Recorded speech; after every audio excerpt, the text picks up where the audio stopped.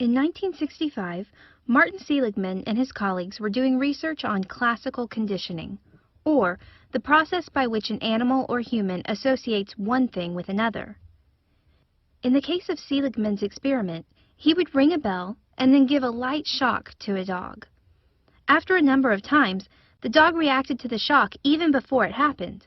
As soon as the dog heard the bell, he reacted as though he'd already been shocked. But then, something unexpected happened. Seligman put each dog into a large crate that was divided down the middle with a low fence. The dog could see and jump over the fence if necessary.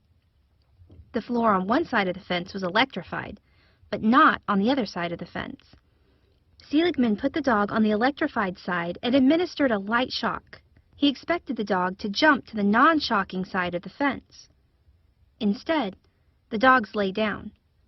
It was as though they had learned from the first part of the experiment that there was nothing that they could do to avoid the shocks, so they gave up in the second part of the experiment. Seligman described their condition as learned helplessness, or not trying to get out of a negative situation because the past has taught you that you are helpless.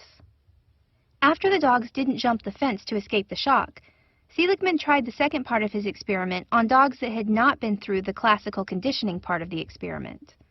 The dogs that had not been previously exposed to the shocks quickly jumped over the fence to escape the shocks. This told Seligman that the dogs who lay down and acted helpless had actually learned that helplessness from the first part of his experiment. What does that have to do with humans? At first, Seligman wasn't completely sure, but further research has shown that the way people view the negative events that happen to them can have an impact on whether they feel helpless or not. Let's look at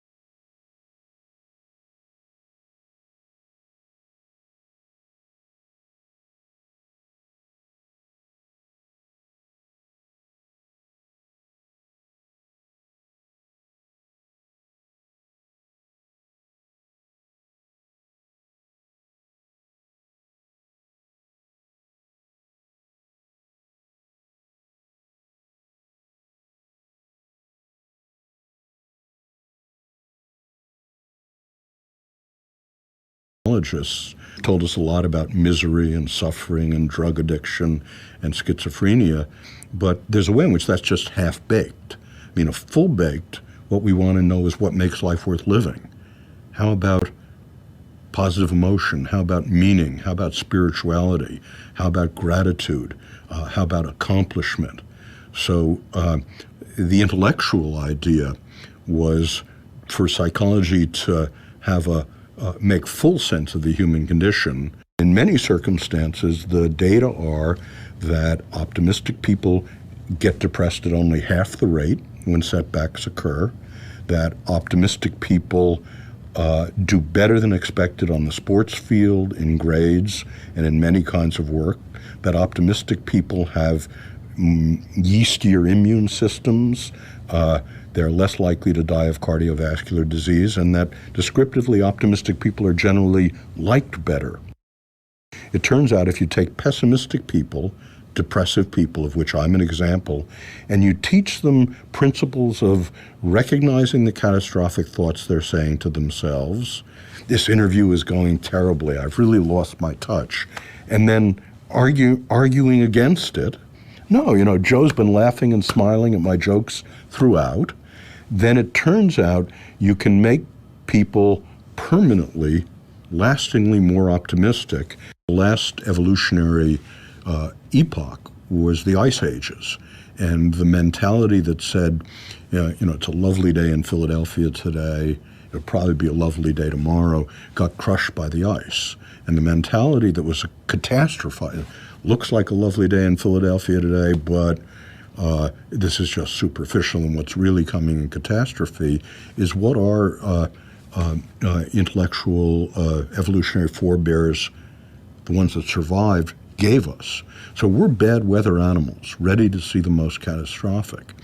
Now, that's very adaptive if you're in Bosnia during a war, or if you're living in a society in which there's death and famine and plague. One of my colleagues, Felicia Huppert, has done a massive survey of the 23 European Union nations. And she asked the question, in each of these 23 nations, what percentage of adults are flourishing?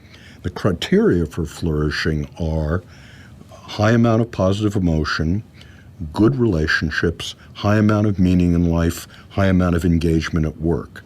And by those criteria, involving at least 2,000 people in every nation, 32% of Danes are flourishing, 15% of Brits are flourishing, only 5% of Russians are flourishing. What is positive psychology and well-being's long-term goal? Well, I call it 51. It is the notion that by these criteria of high positive emotion, high engagement, high meaning, good relationships, that in the year 2051, 51% of the world's population will be flourishing. Now, that's a grandiose dream, and I don't know how it will happen, but we've now been able to define the notion of flourishing. We know quite a bit about what increases positive emotion, engagement, meaning.